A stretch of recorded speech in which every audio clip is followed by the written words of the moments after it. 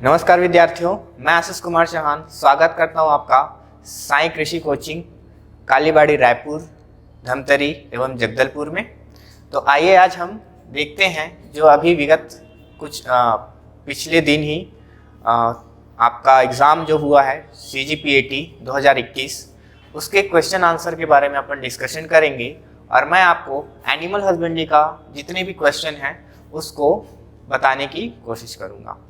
तो आइए अपन देखते हैं सीधे क्वेश्चन में। सबसे पहला क्वेश्चन है, विभिन्न प्रजातियों एवं नस्लों के दूध में जो पानी का जो प्रतिशत है ना, उसमें कितना प्रतिशत उपस्थित होता है। ये आपका क्वेश्चन है और ऑप्शन में दिया हुआ है 50 से 60%, 60 से 70%, 70 से 80% और लास्ट ऑप्शन था 80 से 90%। तो उसका आंसर ये है कि जैसे कि आप लोगों को मैं बताया था, जो काऊ होता है, काऊ मिल्क है ना, काऊ मिल्क में वाटर परसेंट कितना रहता है, तो आपको मैं बताया था 87.0% है ना। और वहीं पे बफेलो मिल्क में आपको पता ही है कि 83% के आसपास वाटर होता है ना। तो यहाँ पे क्या बोला गया है कि विभिन्न प्रजाति के पशु, ठीक है, इसमें स्पेसिफिक नहीं बोला गया है कि गाय का ही या फिर भैंस का ही। तो आपको ये एवरेज लेना पड़ेगा और उसका सही आंसर है डी ऑप्शन, जो है 80 से 90%। तो आप में से बहुत सारे लोग इस क्वेश्चन को काफी सिंपल तरीके से बना लिए होंगे, है ना। तो अपन सेकंड क्वेश्चन में चलते हैं। निम्न में से किस नस्ल के गायों के, ठीक है, निम्न में से किस नस्ल के गायों के दूध में वसा का प्रतिशत सबसे कम होता है, मतलब फैट परसेंट सबसे कम होता है बोला गया है। तो अपन देखते हैं कि कौन से एनिमल है या फिर एनिमल की जो ब्रीड है उसके दूध में वसा प्रतिशत सबसे कम होता है।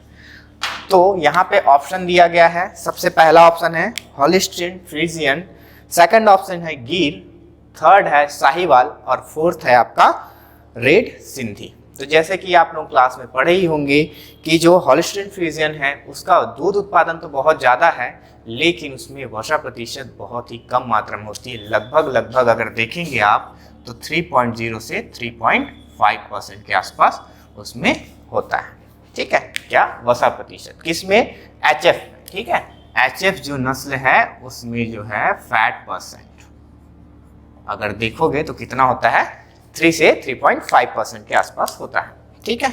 और बाकी जितने भी ऑप्शन दिए, जैसे कि गिर की बात करो तो 4.5 से 7 के आसपास रहता है, साहिवाल का 4.0 से 4.5 के आसपास रहता है और रेड सिंधी का सबसे ज़्यादा है। अगर इंडियन ब्रीड में हम अपन देखेंगे तो सबसे ज़्यादा फैट परसेंट रेड सिंधी में होता है ना, लाल सिंधी या फिर रेड सिंधी उसको बोला जाता है। और पूरे वर्ल्ड में अगर देखा जाए तो वो जर्सी है, 5.3 के आसपास रहता है।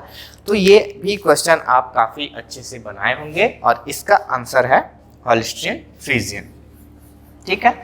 अपन नेक्स्ट क्वेश्चन में चलते हैं। पानी की तुलना में in comparison to water, first option है पानी दूध से अधिक भारी होती है, मतलब water is heavier than milk. Second option था दूध पानी से अधिक भारी होती है। तीसरा था दूध पानी से कभी भारी कभी हल्की होती है। और फोर्थ ऑप्शन था दूध एवं पानी दोनों के विशिष्ट गुरुत्व एक समान होता है। और लास्ट में इस चीज को अच्छा डिफाइन कर दिया गया है कि ये जो भारपन है और हल्कापन है वो किससे कंपेयर किया जाए, मतलब किसके थ्रू बोला जा रहा है। तो आपको याद रखना है उसके विशिष्ट घनत्व के ऊपर बोला जा रहा है। विशिष्ट क्या बोलते हैं हिंदी में, विशिष्ट गुरुत्व या फिर बोल सकते हो विशिष्ट घनत्व, है ना, रिलेटिव डेंसिटी जो बोला जाता है, आपेक्षिक घनत्व। तो आपको पता होगा वाटर का कितना होता है रिलेटिव डेंसिटी। तो वाटर का रिलेटिव डेंसिटी कितना होता है, तो आपको पता होगा वाटर का होता है 1.00।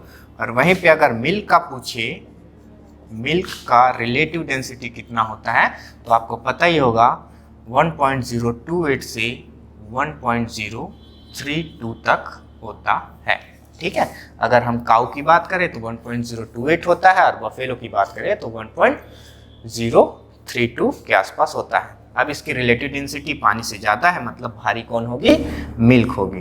तो यहाँ पे आंसर क्या होगा कि दूध पानी से अधिक भारी होती है। ठीक है, तो ये भी क्वेश्चन आप काफी अच्छे ढंग से बनाए होंगे।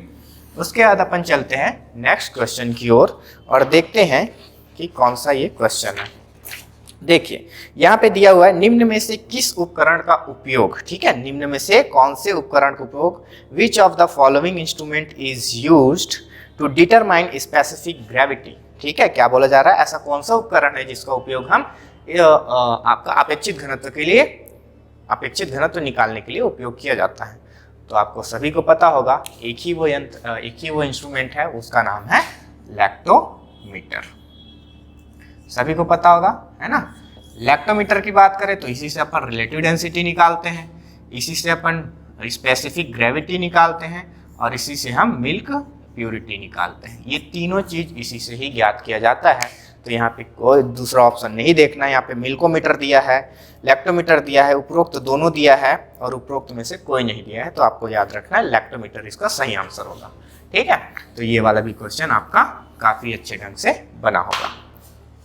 उसके बाद नेक्स्ट क्वेश्चन है दही में किस प्रजाति के अच्छे कीटाणु रहते हैं। Curd has which good bacteria in it. ठीक है, तो आपको पता होगा कौन से बैक्टीरिया प्रेजेंट रहता है, तो लैक्टोबैसिलस है। ठीक है, लैक्टोबैसिलस है एक और दूसरा था स्ट्रेप्टोकोकस थर्मोफिलस। तो दोनों बैक्टीरिया जो है प्रेजेंट होता है किसमें, दही में। ठीक है, तो दही के फर्मेंटेशन के लिए क्या कौन सा बैक्टीरिया रहता है, तो स्ट्रेप्टोकोकस थर्मो आपका फिलस, है ना, और लैक्टोबैसिलस तो उसमें ऑलरेडी प्रेजेंट रहता है। तो आपको याद रखना है इसका आंसर होगा उपरोक्त दोनों। तो इसको मेरे को लिखने की जरूरत नहीं है, तो आपको याद रखना फर्मेंटेशन के लिए स्ट्रेप्टोकोकस थर्मोफिलस इंपॉर्टेंट है और लैक्टोबैसिलस तो ऑलरेडी उसमें प्रेजेंट रहता ही है। तो दोनों बैक्टीरिया आएंगे और दोनों बैक्टीरिया बेनिफिशियल है, हार्मफुल नहीं है। ठीक है, फिर नेक्स्ट क्वेश्चन है निम्नलिखित दूध पदार्थों में किस पदार्थ को सामान्य ताप में अधिक समय तक सुरक्षित रख सकते हैं। विच of the following milk product has highest self life at room temperature. तो आपको याद रहे, मतलब जब मैं क्लास में पढ़ा रहा था आप लोग को तो बताया था, उसका सीक्वेंस बताया था, जैसे कि मिल्क पाउडर है ना, मिल्क पाउडर, और एक बताया था घी।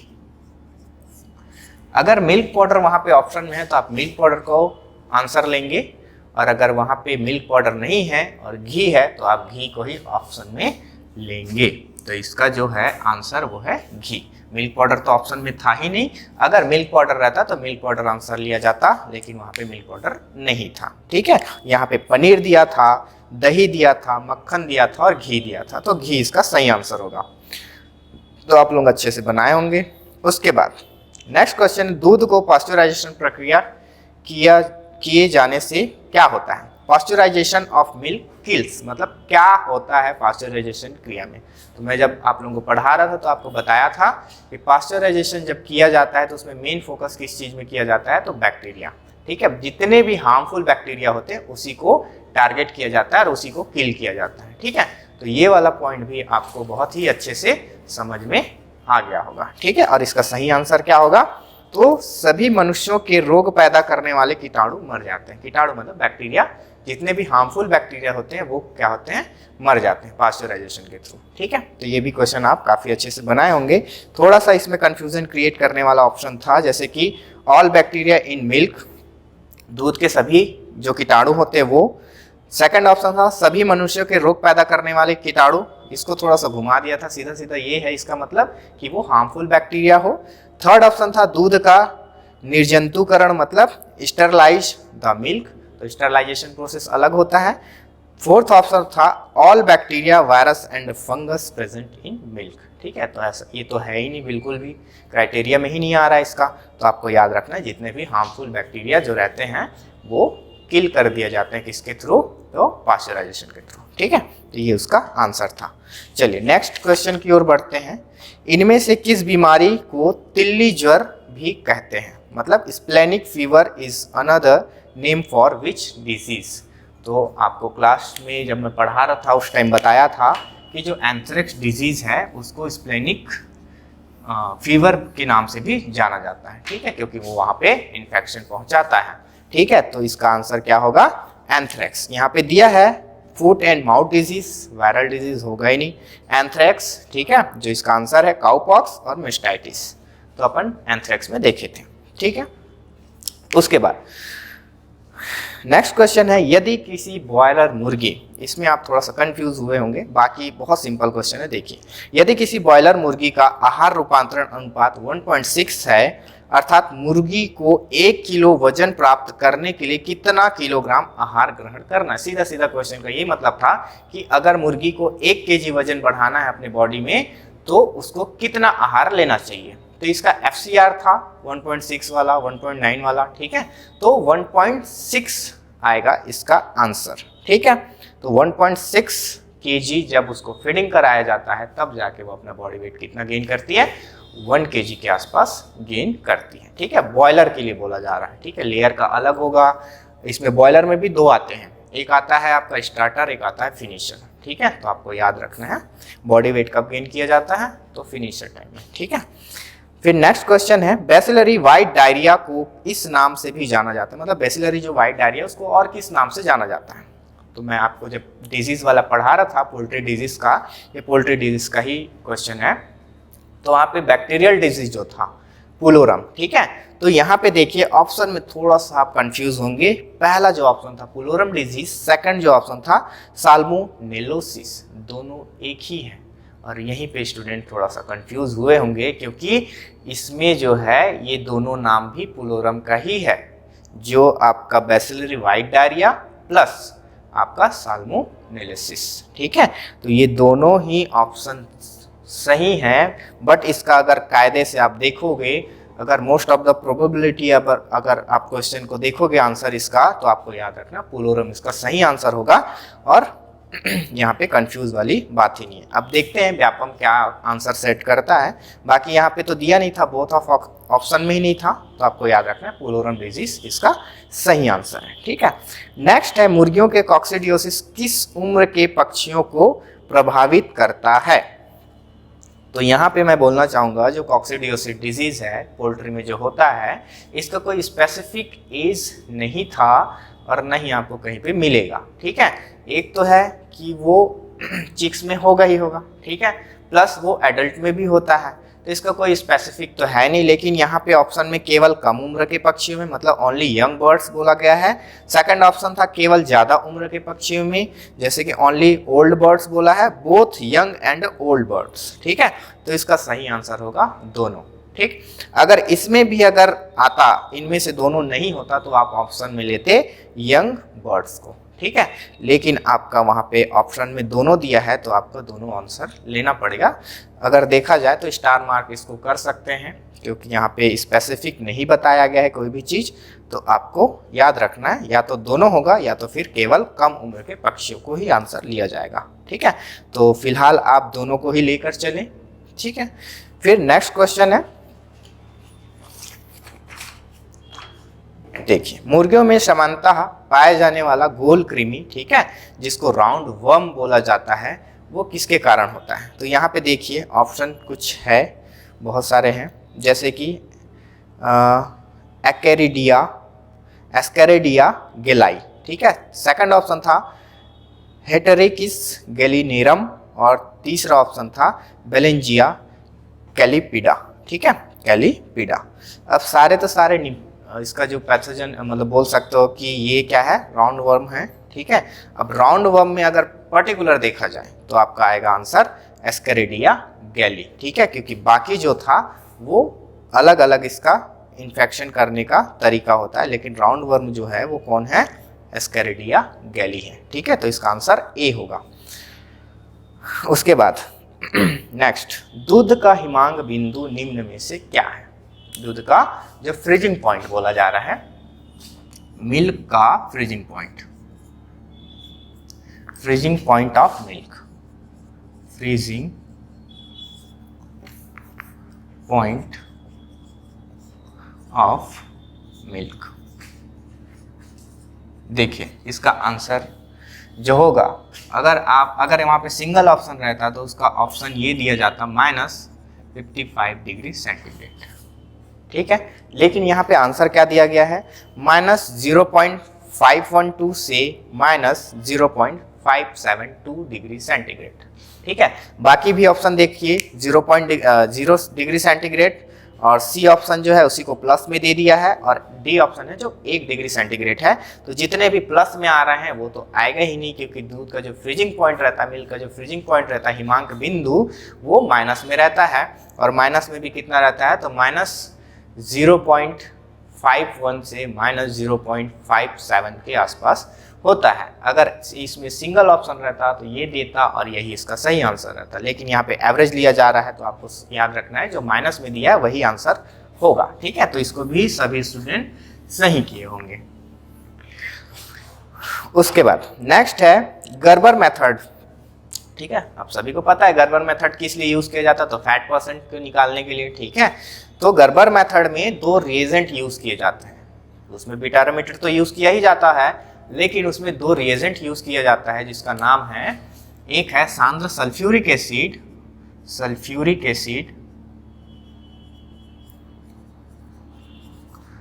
है ना, और एक है अमाइल एल्कोहल। ठीक है, ये 2 रिएजेंट यूज किए जाते हैं। ठीक है, दोनों क्या है, रिएजेंट है। किसमें, तो गर्बर मेथड में।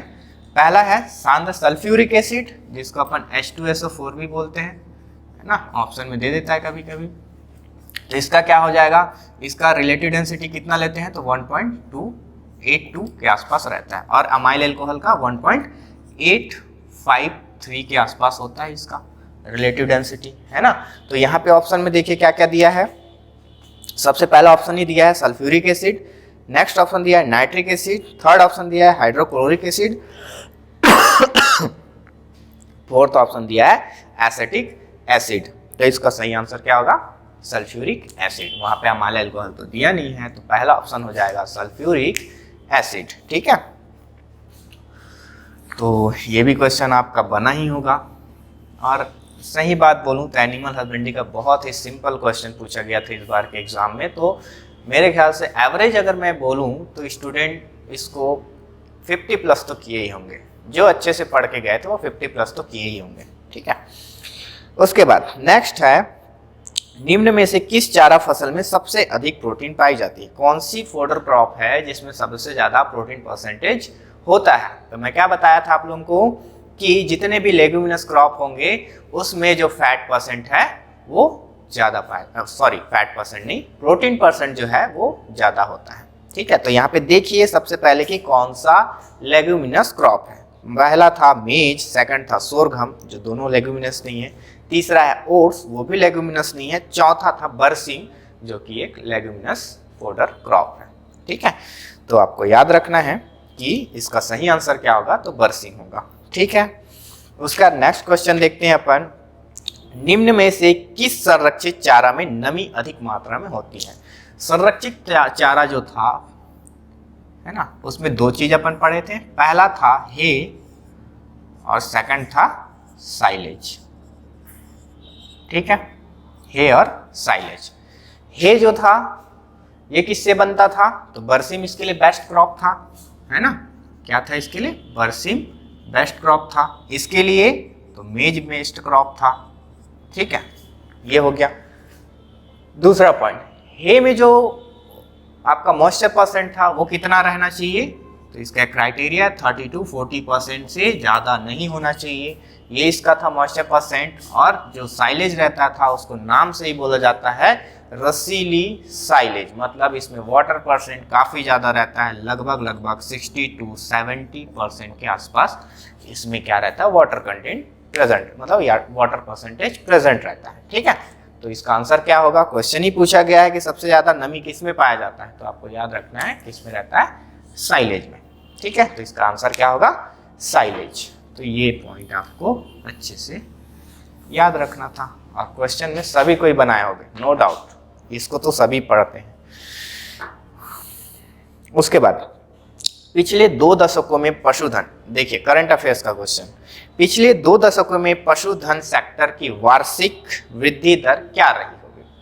अब जो बच्चा इसको पुराना जो है डाटा वो याद किया होगा और अभी जो डाटा आया है उसको, मेनली बोलूँ तो अभी जो डाटा आया उसको अगर याद किया रहा होगा तो उसका आंसर पक्का लगा होगा। और जो 2 साल का है मैं तो क्लास में बताया था एक पिछले साल का और इस साल का एवरेज निकाल के बताया था कि इतना इसका ग्रोथ परसेंटेज है, लेकिन यहाँ पे 2 साल का पूछा गया, मतलब 2 पंचवर्षीय या फिर बोल सकते हो 2 साल का। चलो 2 साल का ही अपन लेके चलते हैं। तो कितना था 2 साल का, तो आपको याद रखना है यहाँ पे ऑप्शन दिया 5 से 6%, 10 से 15%, 15 से 20%, 20 से 25%।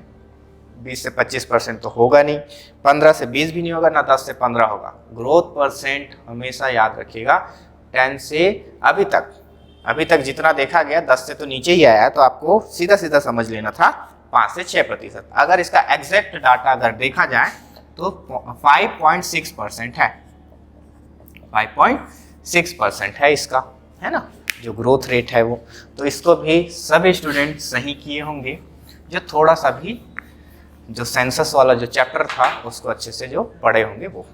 ठीक है, नेक्स्ट जो क्वेश्चन है, गाय का औसत गर्भाकाल, ठीक है, 9 महीना 9 दिन का होता है, ठीक है, नो डाउट। जबकि भैंस का औसत गर्भाकाल, तो भैंस का औसत गर्भाकाल कितना होता है भाई? भैंस का औसत गर्भाकाल 310 दिन का होता है, 310 दिन का होता है। अब इसको मंथ में और डे में कन्वर्ट करेंगे तो 10 महीना और 10 दिन होगा। 10 महीना 10 दिन कैसे होगा? देखिए 30 का महीना है, 10 से गुणा कर दो, 300 हो गया, और 10 दिन और है तो यहाँ पे 10 ऐड कर दो, 310 दिन। तो इसका आंसर क्या होगा? 10 महीना 10 दिन। तो इसको भी सारे स्टूडेंट सही ही बनाए होंगे, है ना, क्योंकि बहुत सिंपल क्वेश्चन था। और पूरा एनिमल हस्बेंड्री में बोलूँ तो बहुत ही सिंपल क्वेश्चन आया था इस बार के पीएटी एग्जाम में। आपका स्कोरिंग सब्जेक्ट अगर नाम बोलूँ तो एनिमल हस्बेंड्री है, और आपको बहुत ही अच्छा चांस था इस बार सिलेक्शन लेने के लिए, क्योंकि ये इससे इजी क्वेश्चन तो मेरे को लगता है कि नहीं आएगा किसी भी साल।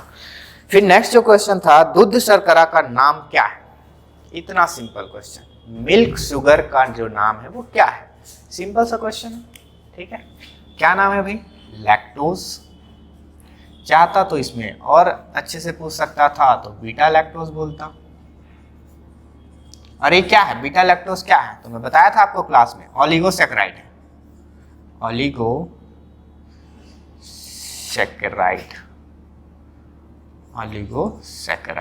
है ना, ओलिगोसैकेराइड है। इसका ओलिगोसैकेराइड का कौन सा टाइप है?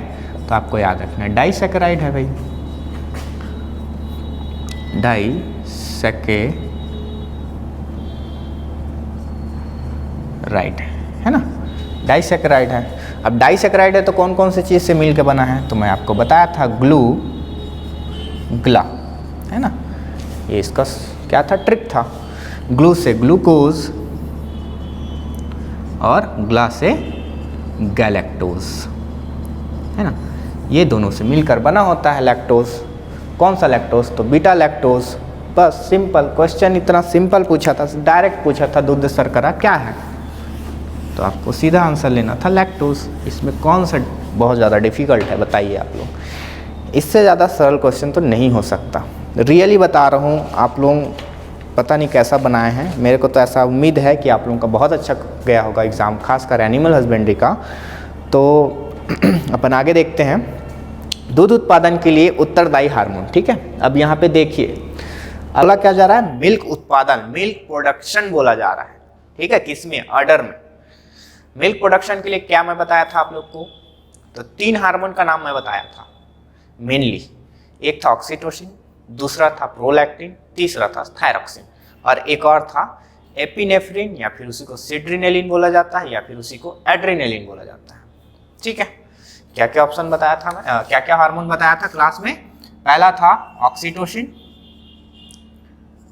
ऑक्सीटोसिन, सेकंड था एपिनेफ्रिन छोड़ो, प्रोलैक्टिन, थर्ड जो हार्मोन था वो क्या था? तो आपको याद होगा एपिनेफ्रिन, या फिर इसी को एड्रिनेलिन, या इसी को सिड्रेनेलिन, ये इसका तीनों नाम है। चौथा जो था थायरॉक्सिन, थायरॉक्सिन, ये 4 हार्मोन के बारे में बताया था। ऑक्सीटोसिन क्या करता है भाई? तो मिल्क सिक्रेशन का काम करता है, मिल्क सिक्रेशन का काम करता है, हेल्प करता है, ठीक है, मतलब दूध श्रावण में काम आता है। सेकंड जो था प्रोलैक्टिन, वो क्या करता है भाई? तो यही इसका आंसर है, मिल्क प्रोडक्शन करता है। एपिनेफ्रिन, एड्रेनेलिन, सिड्रेनेलिन क्या करता है? तो सीधी सीधी बात है, ये क्या करता है? जो मिल्क सिक्रेशन रहता है उसको ब्रेक करता है, ठीक है, सीधा लिखो तो break in milk let down, या फिर सीधा सीधा लेट डाउन लिख दो, आंसर आ जाएगा। थायरॉक्सिन तो क्या करता है? ड्यूरेशन को बढ़ाता है, ठीक है, इंक्रीजिंग इन मिल्क ड्यूरेशन, या फिर लैक्टेशन पीरियड बोल सकते हो, लैक्टेशन पीरियड, है ना।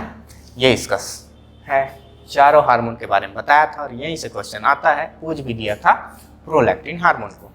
सिंपल सा आंसर था मिल्क प्रोडक्शन। अब यहाँ पे जो कंफ्यूज हुए होंगे वो अधिकतर बता रहा हूँ इसी को ही लिए होंगे आंसर, ऑक्सीटोसिन ऑक्सीटोसिन ऑक्सीटोसिन, क्योंकि वो लोग 11th क्लास से रटते आते रहते हैं कि ऑक्सीटोसिन ऑक्सीटोसिन, मिल्क का जो भी बात आएगा ऑक्सीटोसिन, ऐसा बिल्कुल नहीं है।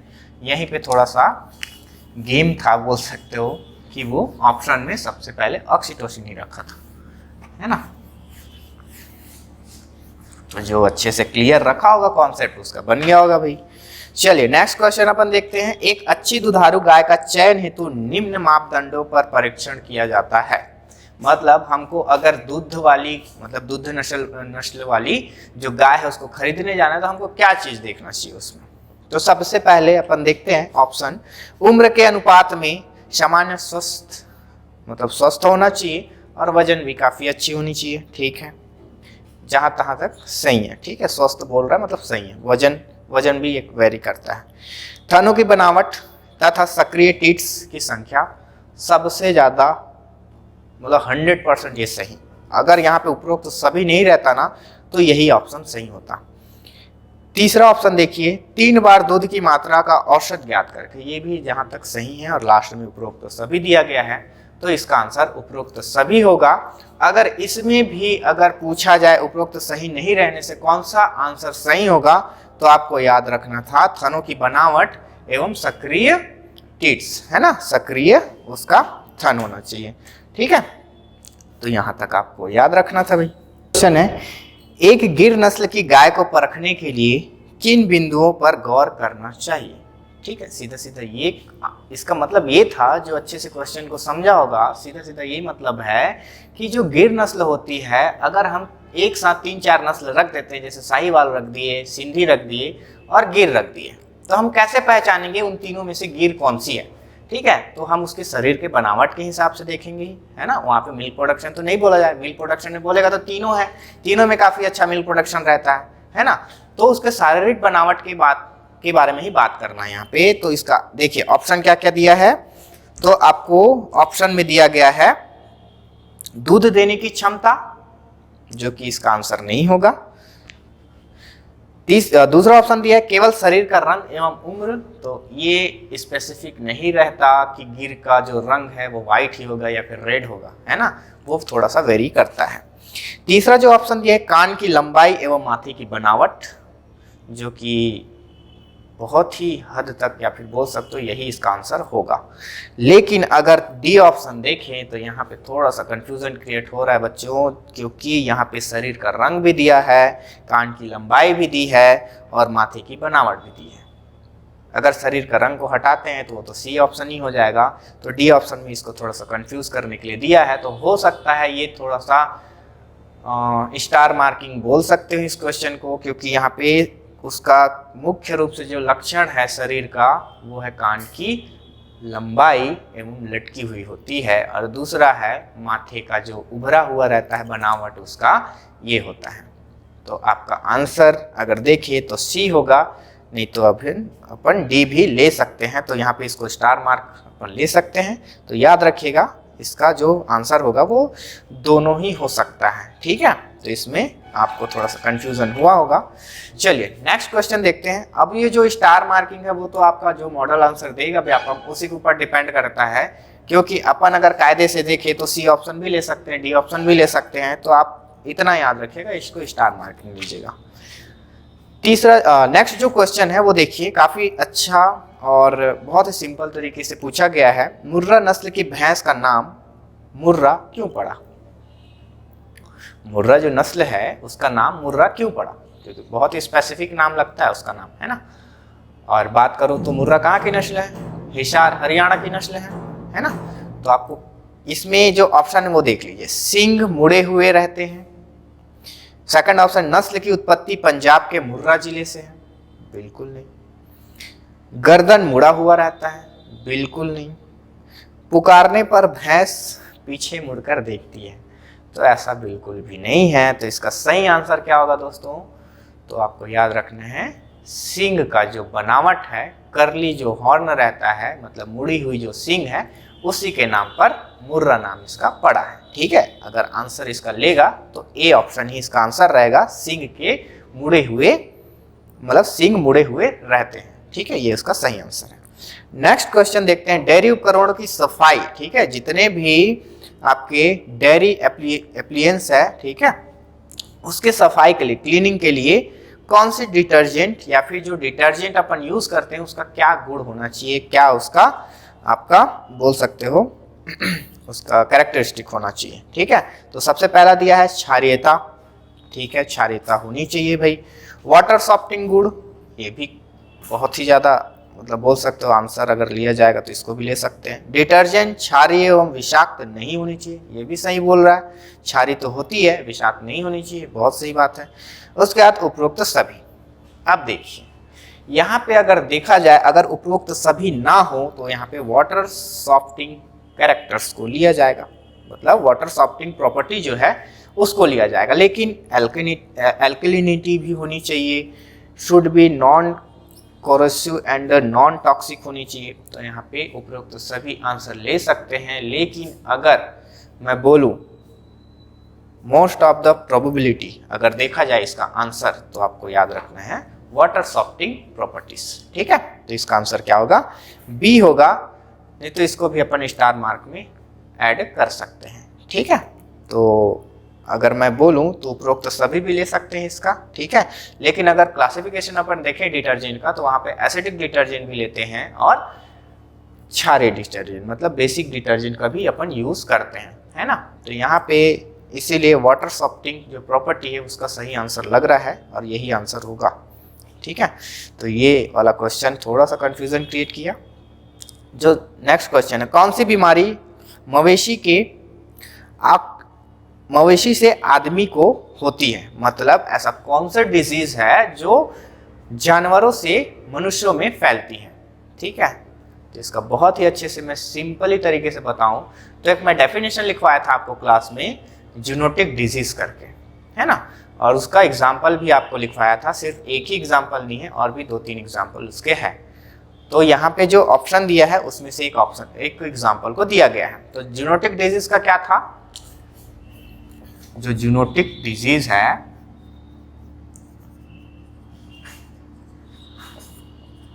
क्या है जूनोटिक डिजीज? तो जूनोटिक डिजीज उसको बोलते हैं जो जानवरों से मनुष्यों में और मनुष्य से जानवरों में जो रोग फैलने का जो उसका लक्षण होता है, या फिर बोलते हैं कैपेसिटी उसका जो होगा, उस रोग को क्या बोलते हैं अपन? Zoonotic disease.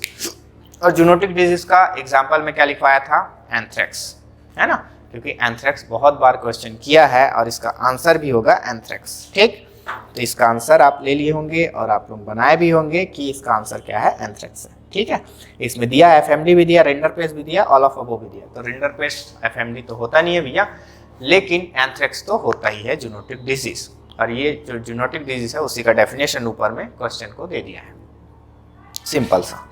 उसके बाद गाय के बछड़े में सींग उतारने की सबसे बढ़िया उम्र क्या होती है? अब देखिए यहाँ पे कैसे घुमाया क्वेश्चन को। वैसे देखने से बहुत सिंपल लग रहा है, लेकिन अगर इसको कुछ स्टूडेंट जो रहते हैं वो बहुत गहराइयों से पढ़ते हैं उसको, तो थोड़ा सा कंफ्यूजन हो जाता है। देखिए यहाँ पे best age of dehorning of a calf बोला जा रहा है। काफ मतलब छोटी उम्र की जो बछिया है, बछड़ा है ना। तो उसमें आंसर क्या होगा, काफ बोल दिया है। अगर एनिमल एडल्ट बोलता, ठीक है, तो वहां पे डी हॉर्निंग बोलते हैं अपन, ठीक है, और आंसर में भी डी हॉर्निंग ही लिखा गया है, ठीक है। लेकिन काफ बोला जाए, ये तो एडल्ट के लिए भाई, एडल्ट बोल सकते हो या फिर यंग एनिमल के लिए। हमको क्या बोला जा रहा है भाई, काफ। और काफ में क्या किया जाता है, डिसबर्डिंग, है ना, डिसबर्डिंग किया जाता है। अब जो डिसबर्डिंग किया जाता है वो कौन से एज में किया जाता है, तो डी हॉर्निंग आपको याद रखना था 1 से 1.5 माह में हो जाता है, तब करते हैं। और अगर डिसबर्डिंग पूछे तो 1 मंथ में किया जाता है। अब इससे 1 मंथ बोलता हूँ, 1 वीक में किया जाता है, मतलब 1 to 2 वीक, है ना, 1 to 2 वीक में किया जाता है। तो यहाँ पे देखिए ऑप्शन में उसका सबसे पहले क्वेश्चन देखिए, डी हॉर्निंग भी लिखा है और काफ भी लिखा है। तो आपको याद रखना है, काफ है तो यहाँ पे उसका क्या होगा, 1 से 2 वीक में किया जाएगा। उसको क्या बोलते हैं, पर्टिकुलर डिसबर्डिंग बोला जाता है भाई। डी हॉर्निंग जब उम्र थोड़ी बड़ी हो जाती है तब किया जाता है, 1 से 1.5 मंथ में। तो इसका सही आंसर क्या दिख रहा है आपको, 1 वीक, ठीक है। तो आपको याद रखना है इसका सही आंसर क्या होगा, 1 वीक, 1 सप्ताह के बछड़े को किया जाता है। मतलब 1 सप्ताह का जब हो जाता है तो उसमें अपन डिसबर्डिंग या फिर उसी को क्या बोला जाता है, डी हॉर्निंग किया जाता है, ठीक है। तो याद रखिएगा इसका आंसर क्या होगा, 1 वीक। अपन जल्दी जल्दी देखते हैं और क्वेश्चन क्या है। जब 2 नस्लों का संकर बारी बारी से, मतलब अल्टरनेटिव फॉर्म पे अगर किया जाता है क्रॉसिंग, तो उसको क्या बोला जाता है और किस नाम से उसको जाना जाता है, तो क्रिस क्रॉस बोलते हैं, है ना। क्या बोला जाता है, क्रिस क्रॉस। तो इसका आंसर क्या होगा, क्रिस क्रॉस। ट्रिपल क्रॉसिंग भी दिया है, बैक क्रॉसिंग भी दिया है, इनमें से कोई नहीं दिया है। तो ट्रिपल क्रॉसिंग में 3 ब्रीड का किया जाता है, ठीक है। बैक क्रॉसिंग अपने डोमिनेंट पेरेंट के साथ, F1 जनरेशन में जो भी प्रोजेनी हमको मिलता है वो अपने पेरेंट के साथ उसको क्रॉस कराया जाता है, उसको बैक क्रॉस बोला जाता है। तो यहाँ पे क्रिस क्रॉस क्या है, तो अल्टरनेटिव फॉर्म पे किया जाता है, इसको अल्टरनेट क्रॉस भी बोलते हैं और क्रिस क्रॉस भी बोलते हैं। तो याद रखिएगा इसका आंसर क्या होगा, क्रिस क्रॉस होगा। नेक्स्ट क्वेश्चन है, कृत्रिम गर्भाधान का उद्देश्य क्या है। देखिए सिंपल, सरल, सहज। कृत्रिम गर्भाधान का उद्देश्य क्या है। पहला ऑप्शन था नस्ल सुधार, दूसरा ऑप्शन था दूध उत्पादन में वृद्धि, तीसरा ऑप्शन था आय में वृद्धि, और लास्ट ऑप्शन था उपरोक्त सभी। तो मैं जब आपको उद्देश्य बता रहा था कृत्रिम गर्भाधान का, तो उसमें क्या था कि इसको मुख्य रूप से पशु सुधार के लिए किया जाता है। जैसे कि हमको अच्छी नस्ल की ब्रीड लेनी है, हम क्या करते थे, आर्टिफिशियल इंसेमिनेशन यूज किया जाता था। तो आपका आंसर क्या होगा, नस्ल सुधार, ठीक है, याद रखिएगा। दूध उत्पादन में वृद्धि, ये भी किसी हद तक बोल सकते हो कि सही बैठ रहा है, लेकिन यहाँ पे आय में वृद्धि ये नहीं बोल सकते आप। जरूरी नहीं है कि आप मिल्क प्रोडक्शन के लिए ही आर्टिफिशियल इंसेमिनेशन कर रहे हैं, आप अच्छे बुल के लिए भी कर सकते हैं, है ना। तो यहाँ पे सही आंसर जो होगा इसका है नस्ल सुधार, ब्रीड इंप्रूवमेंट ही इसका क्या होगा, आंसर होगा, ठीक है। नेक्स्ट क्वेश्चन देखते हैं, मुर्गी में असली पेट किसे कहते हैं। मुर्गी में मतलब बर्ड्स में, या फिर बोले सीधा सीधा चिकन में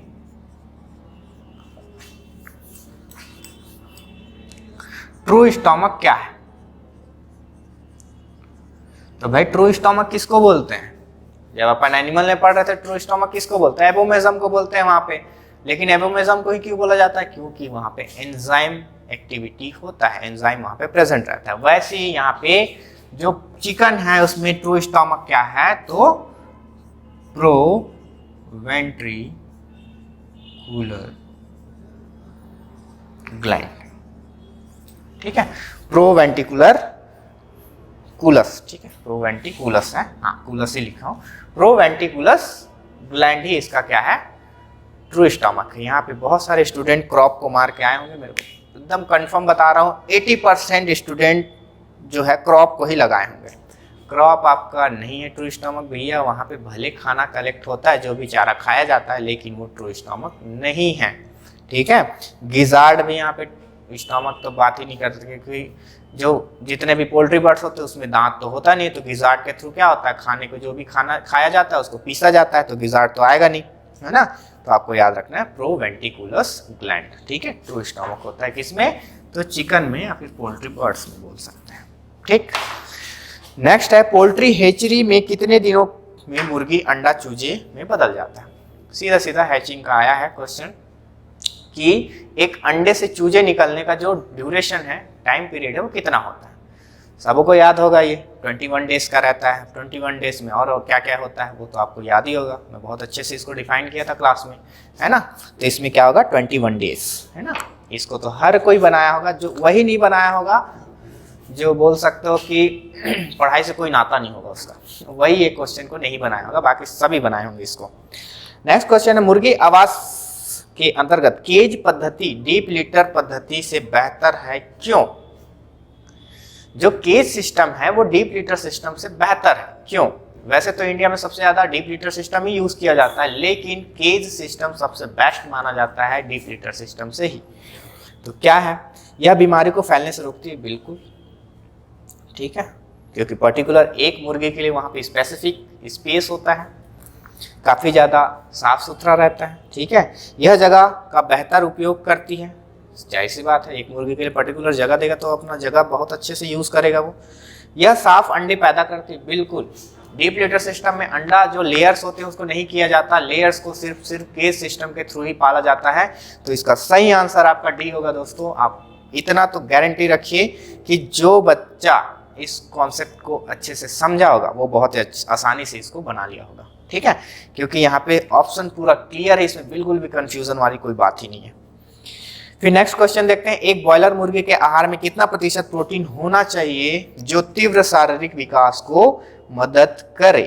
अब बॉयलर में दो चीज में बताया था, एक था आपका स्टार्टर और एक था फिनिशर, ठीक है, एक था स्टार्टर और एक था फिनिशर। तो उसमें प्रोटीन की जो मात्रा है वो कितनी होती है, तो 20 से 22% में बताया था आपको, 20 से 23% होता है प्रोटीन की मात्रा। लेकिन यहाँ पे ऑप्शन, या तो मैं ये भी बताया था आपको मोर देन 18%, है ना। तो मोर देन 18% में 22 इसका सही आंसर बैठ रहा है, और इसका आंसर भी 22 ही होगा, ठीक है। तो इतना आपको याद रखना, इसका आंसर क्या है। उसके बाद भारत में श्वेत क्रांति के किस संस्था का प्रमुख भूमिका रही, मतलब भारत की जो श्वेत क्रांति जो हुआ, व्हाइट रेवोल्यूशन जो हुआ ऑपरेशन फ्लड के थ्रू, है ना, तो वो कौन सा संस्था था जो सबसे ज्यादा इसको प्रोत्साहित किया था। तो आपको याद रखना है कौन सा संस्था है, तो इसका संस्था था NDDB, national dairy development board. कब हुआ था इसका स्थापना, तो 16 जुलाई 1965 में हुआ था, है ना। तो ये आपका क्वेश्चन काफी अच्छे से बना होगा। NDRI नहीं होगा, नाबार्ड तो होगा नहीं, CDRI भी नहीं होगा, ठीक है। अब देखिए नेक्स्ट क्वेश्चन है, डेयरी व्यवसाय में एक वित्तीय ब्यौरा, ठीक है, डेयरी व्यवसाय में एक वित्तीय ब्यौरा जिसमें संपत्तियां, देनदारी एवं पूंजी का विवरण रहता है, उसे क्या कहते हैं। अगर कायदे से देखा जाए तो ये आपका हॉर्टिकल्चर का क्वेश्चन है, लेकिन इसको किस में इंक्लूड कर दिया गया है, एनिमल हस्बेंड्री में इंक्लूड कर दिया गया है। तो इसका सही आंसर होगा बैलेंस शीट, ठीक है। तो आपको इसी को टिक लगाना था। नेक्स्ट जो क्वेश्चन है वो है हैचरी या फिर डेयरी व्यवसाय प्रारंभ करने हेतु किस शीर्ष में अधिकतम लागत शामिल होते हैं, ठीक है। सिंपल सा क्वेश्चन था, मैं क्या बताया था आपको क्लास में, तो उसके चारे में, ठीक है, मतलब उसके फीडिंग में सबसे ज्यादा खर्च होता है, ठीक है। कितना बताया था, 50 से 60% के आसपास। एवरेज अगर देखें तो 67% भी मैंने लिखवाया था, ठीक है, क्योंकि आंसर उसका लिया गया था, एक एग्जाम था जिसमें ये क्वेश्चन आया था, तो उसका 50 से 60% में बताया था आपको, ठीक है। और यहाँ पे क्या क्या ऑप्शन दिया है, तो देखिए पूंजीगत लागत, परसेंटेज वाला कोई खेल नहीं है, पूंजीगत लागत, बिजली एवं पानी हेतु, मजदूरी लागत, और एक है प्रबंधन लागत। तो प्रबंधन लागत में ही आता है एनिमल हाउसिंग, उसका फीडिंग वाला, चारे वाला, राशन वाला, सभी आता है प्रबंधन में। लेकिन इसका आंसर अगर आप देखेंगे तो कैपिटल कॉस्ट ही आएगा। कैपिटल कॉस्ट किसको बोलते हैं, जो हम लगाते हैं उससे हमको इनकम होता है ना। तो कैपिटल कॉस्ट इसका आंसर होगा। अगर इसको स्टार मार्किंग लेंगे तो भी इसमें कोई खामी नहीं है, क्योंकि प्रबंधन लागत को अपन डिफाइन नहीं कर रहे हैं यहाँ पे मैनेजमेंट कॉस्ट, क्योंकि मैनेजमेंट कॉस्ट में बहुत सारी चीजें होती हैं। तो यहाँ पे मैनेजमेंट कॉस्ट भी एक आंसर हो सकता है, लेकिन अपन कैपिटल कॉस्ट को लेके चलते हैं। बाकी अगर इसको स्टार मार्क भी करेंगे तो भी इसमें कोई गलती नहीं है, ठीक है। अब व्यापक को जो आंसर आएगा उसमें अपन देख लेंगे, या तो पूंजीगत लागत होगा या तो फिर प्रबंधन लागत होगा, लेकिन यहाँ पे मोस्ट प्रोबेबिलिटी अगर आंसर का देखें तो वो होगा पूंजीगत लागत। उसके सॉरी उसके बाद नेक्स्ट जो क्वेश्चन है, गाय के दूध दोहने का सर्वोत्तम विधि। तो हर कोई जानता है भैया इसका आंसर कि गाय में दूध दोहन की सबसे अच्छी विधि कौन सी है। इसमें कोई मतलब बोल सकते हो कोई कंफ्यूजन वाला ऑप्शन नहीं है। पहला था स्ट्रिपिंग, बिल्कुल नहीं। दूसरा था नकलिंग, वो तो सबसे घटिया है, ठीक है। तीसरा था फुल हैंड मिल्किंग, और चौथा ऑप्शन था देखिए half hand milking. Half hand milking तो कुछ होता ही नहीं है, तो उसमें आपको कंफ्यूज करने के लिए दिया था। इसका सही आंसर होगा फुल हैंड मिल्किंग, ठीक है, मतलब पूर्ण हस्त दोहन। इसी को फिस्टिंग मेथड भी बोलते हैं, तो ये याद रहना था आपको, और बनाए भी होंगे बहुत सारे लोग। नेक्स्ट क्वेश्चन है, एक टंगिया रोग का कारक है। एक टंगिया रोग मतलब किसको बोला जाता है? एक टंगिया रोग, तो इंग्लिश में इसका नाम क्या है? ब्लैक वाटर स्कॉच ब्राइट, लंगड़ी रोग जिसको बोला जाता है। तो एक टंगिया रोग में बताया था भाई, एक साइड जीवाणु वाला रोग, एक साइड विषाणु वाला रोग, एक साइड प्रोटोजोआ के थ्रू होता है, और एक साइड जितने भी न्यूट्रिएंट की कमी से होता है वो रोग। तो ये क्लासीफाई मैं किया था क्लास में, और बाकी जो बच्चे हैं उन लोग को भी पता ही होगा कि ब्लैक वाटर जो होता है वो बैक्टीरिया से होता है, तो इसका आंसर क्या होगा? बैक्टीरिया, ठीक है। नेक्स्ट क्वेश्चन देखते हैं, इनमें से किस बीमारी को टीकाकरण द्वारा रोका जा सकता है? ठीक है, ऐसा कौन सा डिजीज है इसमें जिसको हम वैक्सीनेशन के थ्रू इसको कंट्रोल कर सकते हैं? ऑप्शन सुनिए, पशु महामारी रिंडर पेस्ट जिसको बोला जाता है, गलघोटू हिमोराजिक सेप्टिसीमिया, थर्ड ऑप्शन है ब्लैक वाटर, लास्ट ऑप्शन है all of above. All of above, क्योंकि यहाँ पे वायरस का दिया हुआ है। वायरस को जनरली अपन वैक्सीनेशन के थ्रू ही कंट्रोल कर पाते हैं, लेकिन ब्लैक वाटर भी, इसका भी मोर्टेलिटी परसेंट 95 होता है भाई, ठीक है। 95% मतलब बहुत, 5% बस बचने के चांसेस है। तो तीनों के तीनों ऑप्शन सही हैं, उपरोक्त सभी इसका आंसर है। तो याद रखिएगा कि जो वैक्सीनेशन है वो जो कंट्रोल करेगा ये तीनों डिजीज को कर सकता है आराम से। फिर देखिए नेक्स्ट क्वेश्चन है, एंथ्रेक्स रोग के बीजाणु मिट्टी में कब तक जीवित रह सकते हैं? हो सकता है इसको मैं डिस्कशन किया था, लेकिन स्पेसिफिक नहीं बताया था कि इतने साल तक रहता है। इतना बताया था कि सॉइल बोर्न डिजीज है, सॉइल में अपना लाइफ साइकिल कंप्लीट कर सकता है, रह सकता है, वहाँ पे सर्वाइव कर सकता है। तो इसका जो आंसर लिया गया है, वैसे तो ये 50 सालों तक रह सकता है, लेकिन अगर हम एक्टिव कंडीशन में बोले तो 1 साल तक ये आराम से जीवित रह सकता है। किसमें? मिट्टी में। तो इसका आंसर सी होगा 1 साल तक, लेकिन यहाँ पे 50 साल भी दिया है, तो यहाँ पे थोड़ा सा कंफ्यूजन है दोस्तों। तो आप सी ऑप्शन को लेके चलिए, क्योंकि एक एग्जाम था ICR का था मेरे ख्याल से, उसमें ये क्वेश्चन आया था, ठीक है। जो सॉइल बोर्न जो डिजीज है, मेनली अगर बात करें एंथ्रेक्स की, तो ये कितने सालों तक जीवित रहता है? तो वहाँ पे लिया गया था 1 साल तक, है ना। ऑप्शन वहाँ पे 50 भी था, नहीं सॉरी 50 नहीं था, 1 साल था, तो 1 साल को लिया गया था। और मैं इसको बहुत देखा हूँ, क्वेश्चन आया है और कहीं कहीं पे, तो इसका 1 साल ही आंसर लिया। तो आप 1 साल लेके चलिए, 1 साल ही इसका आंसर होगा। नेक्स्ट है, इनमें से कौन सी जोड़ी गलत है? देखिए भाई, जोड़ी की बात है, ठीक है। Match the following incorrectly. RIR Rhode Island, क्या नाम है इसका? रेड आइसलैंड रोडे, ठीक है। मतलब RIR जो है अमेरिकन क्लास की ब्रीड है, बिल्कुल सही अमेरिकन क्लास की ब्रीड है। ससेक्स इंग्लिश ब्रीड है, बिल्कुल इंग्लिश ब्रीड है। ये लेग हॉर्न एशियाटिक ब्रीड है, बिल्कुल एशियाटिक ब्रीड नहीं है भाई, ये मेडिटेरियन ब्रीड है, ठीक है। लेग हॉर्न जो है मेडिटेरियन ब्रीड है, इसी में आता था एक मिनोर का, ठीक है, जो काफ़ी ज़्यादा हैवीएस्ट ब्रीड है ना, काफ़ी भारी नस्ल है।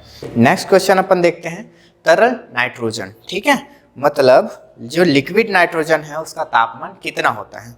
तो इसका सिंपल सा था, तरल नाइट्रोजन मतलब क्रायो प्रिजर्वेशन जो था, है ना, क्रायो प्रिजर्वेशन अपन देखे थे किसमें, तो सीमेन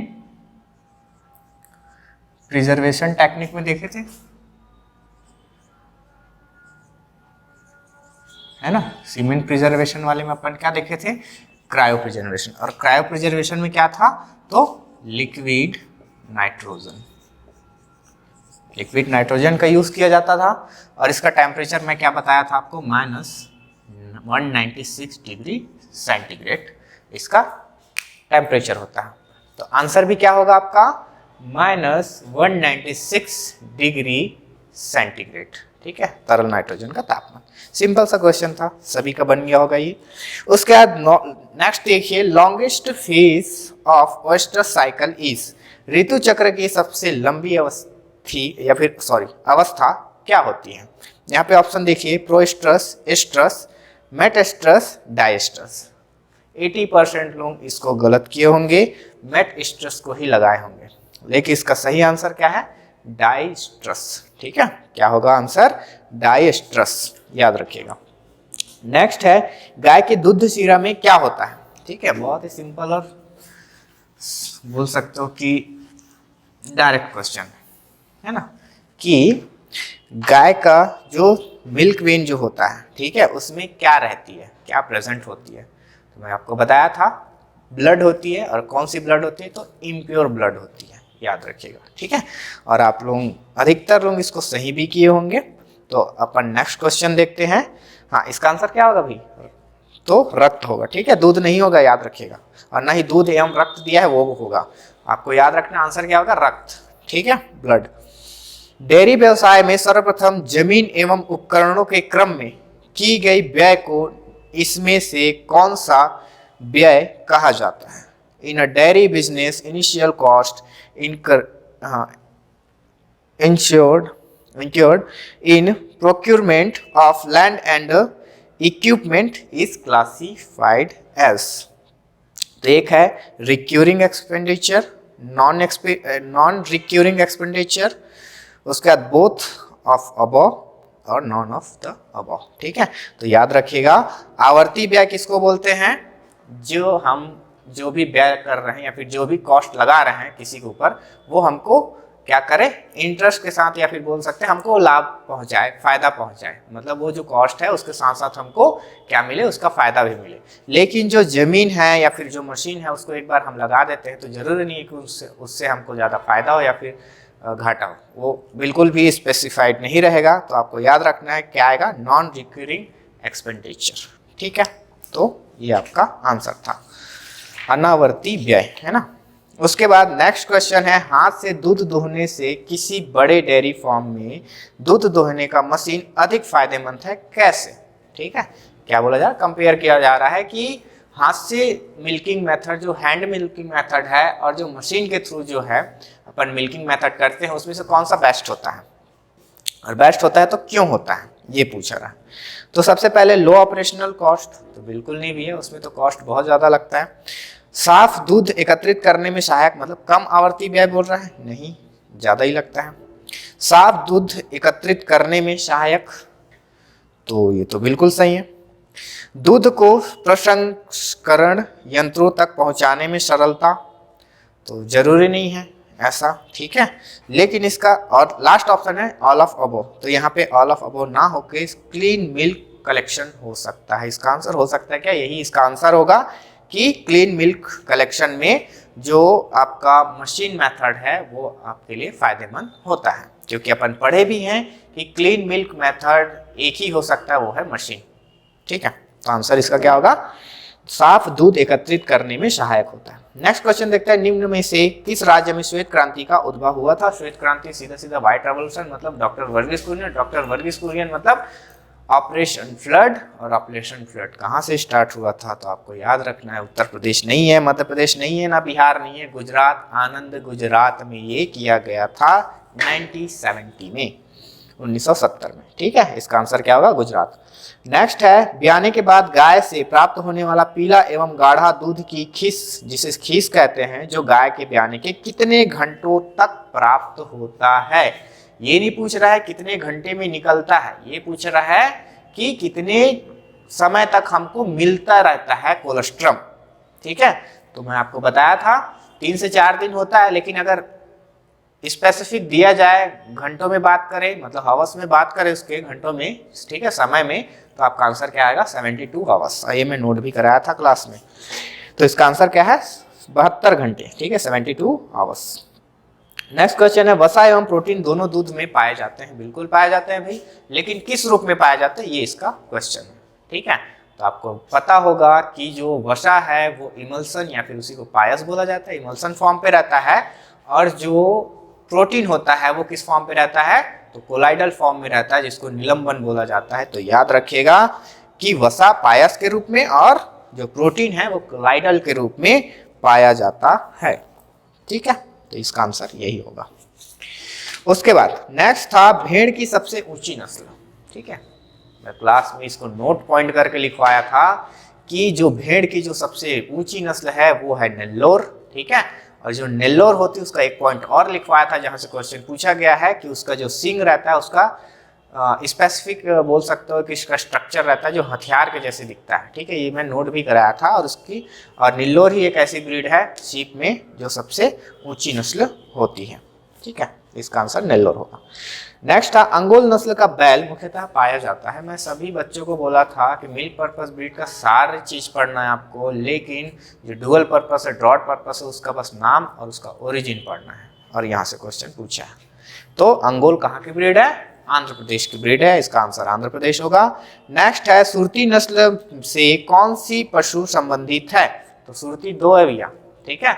सुरती 2 है, एक थी गोट की और एक है भैंस की। तो सुरती जो है भैंस ही लिया जाएगा, याद रखिएगा। मैं बताया भी था अगर बकरी और भैंस देता है तो भैंस को लेना है, ठीक है। तो बफेलो इसका आंसर होगा। सुरती नस्ल किससे संबंधित है, ठीक है, तो भैंस।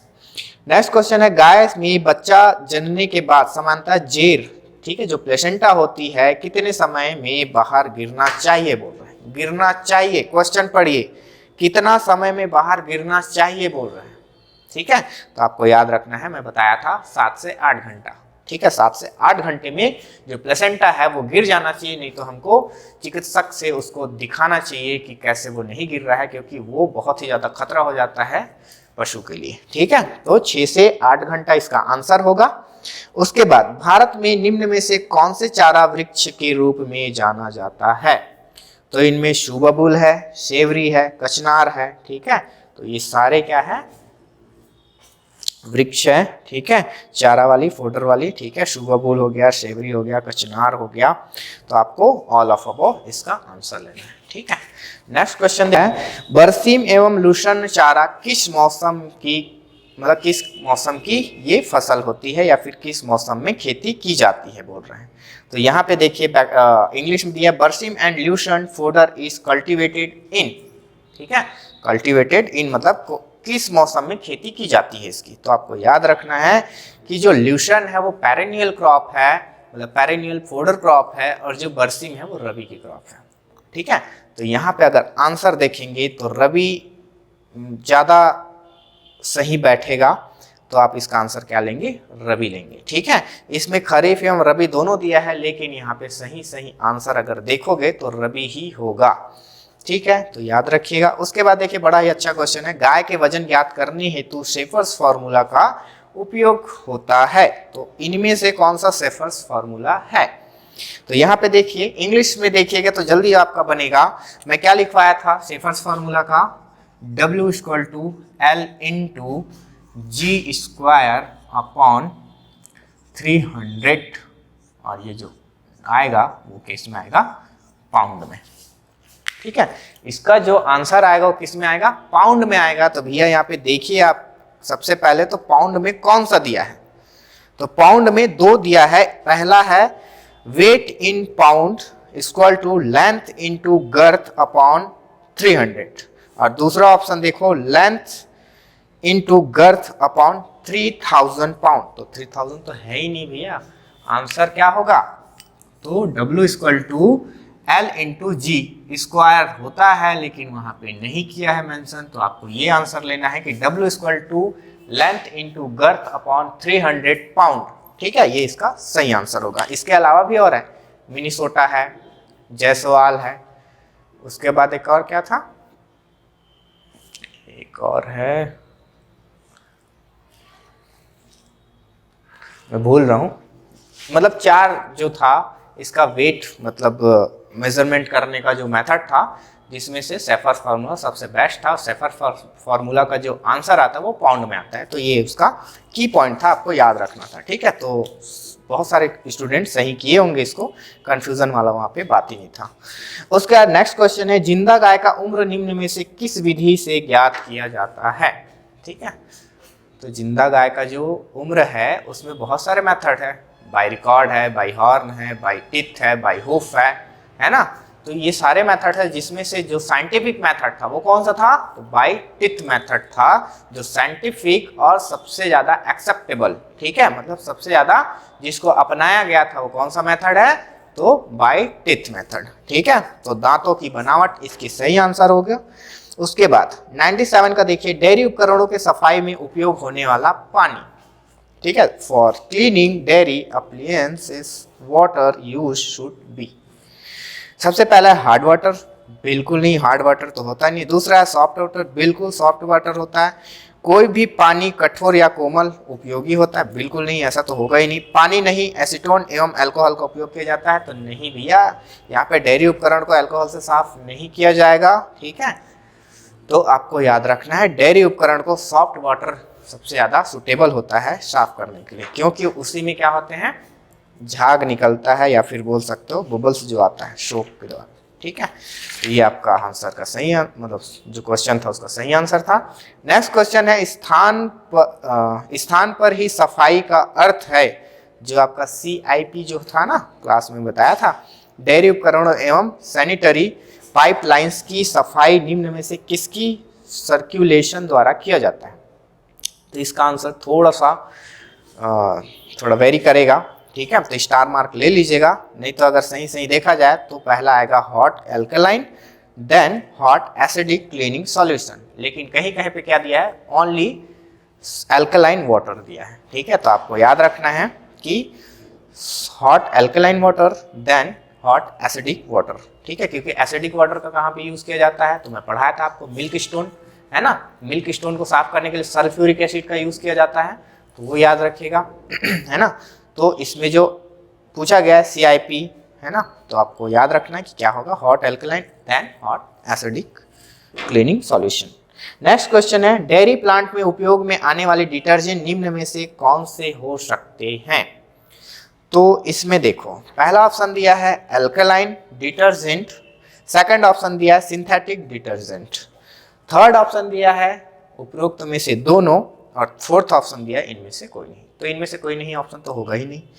उपरोक्त दोनों जहां तक देखा जाए किया जाता है, लेकिन अगर सही आंसर इसका देखें तो ओनली इसमें अल्कलाइन डिटर्जेंट का ही यूज करते हैं, सिंथेटिक डिटर्जेंट का यूज कर सकते हैं लेकिन नहीं करना चाहिए। ठीक है, लेकिन यहाँ पे क्या बोला जा रहा है क्वेश्चन में, निम्न में से कौन से जो है डिटर्जेंट वो उपयोग हो सकते हैं? तो आपको याद रखना है दोनों उपयोग हो सकते हैं, तो इसका आंसर होगा दोनों, नहीं तो इसको भी आप स्टार मार्क ले सकते हैं। ठीक है, तो आंसर होगा इसका दोनों। अब व्यापम का जो आंसर आएगा उसी में ही पता चलेगा। चलिए अपन लास्ट क्वेश्चन देखते हैं, निम्नलिखित दो पदार्थों में प्रति आयतन सबसे ज्यादा पानी की मात्रा किसमें होती है? बहुत ही सिंपल है, मैं पहले ही क्लास में बोला था जब मिल्क प्रोडक्ट पढ़ा रहा था आप लोग को, कि जितने भी मिल्क प्रोडक्ट है उसमें आपको मॉइस्चर कंटेंट और फैट, ये दो चीज पे ज्यादा फोकस करना है, क्योंकि क्वेश्चन यहीं से बनते हैं। कुछ ऐसे प्रोडक्ट है जहाँ पे प्रोटीन का बात किया जाता है, लेकिन अधिकतर मॉइस्चर और फैट के बारे में बात किया जाता है, और जो स्टूडेंट इस बात को ध्यान रखा होगा वो इस क्वेश्चन को आसानी से बना लिया होगा। ठीक है, तो पहला ऑप्शन है घी और सेकेंड ऑप्शन है बटर, है ना, पहला ऑप्शन है घी और दूसरा ऑप्शन है बटर। तो देखिए इसमें जो है अगर फैट परसेंट की बात करें और मॉइस्चर परसेंट की बात करें,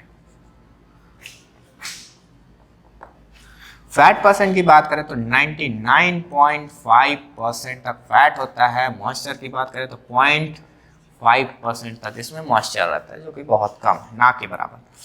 इसमें अप्रॉक्स 80% या फिर 80 से 2% जो सॉल्टेड होता है, वो 80% जो बिना सॉल्टेड बटर होता है उसको 82% मतलब 80 से 82% होता है आपका विदाउट सॉल्ट वाला, ठीक है। और ये क्या है, सॉल्टेड बटर।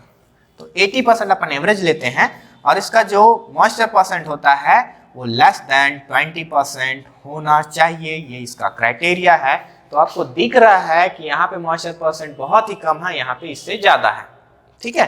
तो आपका आंसर क्या होगा, पूछा क्या जा रहा है, निम्नलिखित में से कौन से दूध पदार्थ है जिसके आयतन सबसे ज्यादा, मतलब जिसमें सबसे ज्यादा पानी की प्रतिशत मात्रा होती है। तो मक्खन दिया, घी दिया, दोनों दिया है, लेकिन आंसर क्या होगा, मक्खन, ठीक है।